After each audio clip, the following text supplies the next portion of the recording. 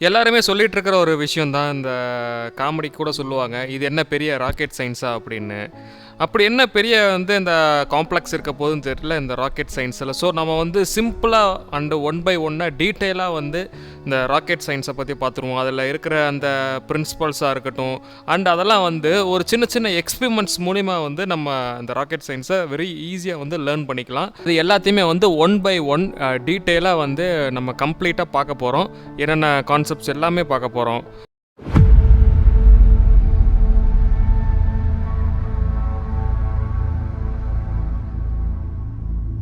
இந்த ராக்கெட் சயின்ஸை ஜென்ரலாக நம்ம எதுக்கு யூஸ் பண்ணிகிட்ருக்கோம்?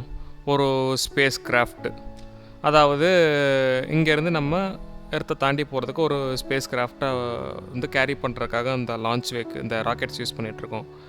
இதை ஒரு லான்ச் வெஹிக்கிளாக யூஸ் பண்ணிகிட்ருக்கோம், ஸ்பேஸ் கேப்சூலாக யூஸ் பண்ணிகிட்ருக்கோம், எக்ஸட்ரா. இது மாதிரி பல விதங்களில் இந்த ராக்கெட்ஸ் யூஸ் பண்ணிகிட்ருப்போம். இது இந்த ராக்கெட்ஸ் ஜென்ரலாக எப்படி இருக்கும் அப்படின்னா, ஒரு சிலிண்டரோ இல்லை ஒரு டியூப் லைக் ஸ்ட்ரக்சராகவோ நம்ம பார்த்துருந்துருப்போம். இந்த இஸ்ரோ சரி, நாசா சரி, ஸ்பேஸ் எக்ஸ் இதெல்லாம் லான்ச் பண்ணுற ராக்கெட்ஸ்லாம் நம்ம ஆல்மோஸ்ட் பார்த்துருந்துருப்போம்.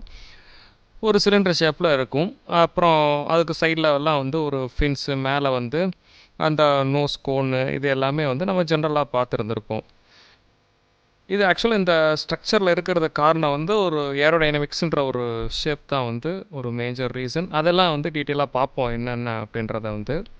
அதுக்கப்புறம் மேக்ஸிமம் இந்த ராக்கெட்ஸ்லாம் யூஸ் பண்ணுறதுக்கு காரணம் அதை ஏதோ ஒரு ஃபுட் எடுத்துகிட்டு போகிறதா இருக்கட்டும், இல்லை ஏதோ ஒரு மெட்டீரியல்ஸை கேரி பண்ணிவிட்டு இன்டர்நேஷ்னல் ஸ்பேஸ் ஸ்டேஷனுக்கு கொண்டு போய் கொடுக்குறதுக்காகவும் யூஸ் பண்ணிகிட்ருக்கோம்.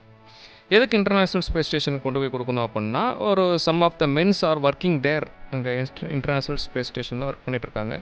அவங்கள கேரி பண்ணிட்டு போகிறதா இருக்கட்டும், இல்லை அவங்களுக்கு தேவையான அந்த மெட்டீரியல்ஸாக இருக்கட்டும், இல்லை ஃபுட்ஸாக இருக்கட்டும், இதெல்லாம் கேரி பண்ணிட்டு போகிறதுக்கும் இந்த ராக்கெட்ஸ்லாம் யூஸ் பண்ணிகிட்ருக்காங்க. அது மட்டும் இல்லாமல் மேஜராக இந்த லான்ச் வெஹிக்கிள்ஸ்லாம் எதுக்கு யூஸ் பண்ணிகிட்ருக்கோம் அப்படின்னா, நம்மளுக்கே தெரிஞ்ச ஒரு விஷயந்தான். சேட்டலைட்ஸை ஆர்பிட்டில் ப்ளேஸ் பண்ணுறதுக்காக யூஸ் பண்ணிகிட்ருக்கோம். நம்ம எர்த்தோட அந்த ஆர்பிட்டில் சேட்டலைட்ஸை ப்ளேஸ் பண்ணுறதுக்காக தான் மெஜாரிட்டி ஆஃப் அந்த லான்ச் வெஹிக்கிள்ஸ்லாம் யூஸ் பண்ணிகிட்ருக்கோம். ஸோ இதுக்கு பின்னாடி ஒரு டிசைன் இருக்குது. இந்த ராக்கெட்ஸுக்கு பின்னாடி ஒரு டிசைன்ஸ் இருக்குது.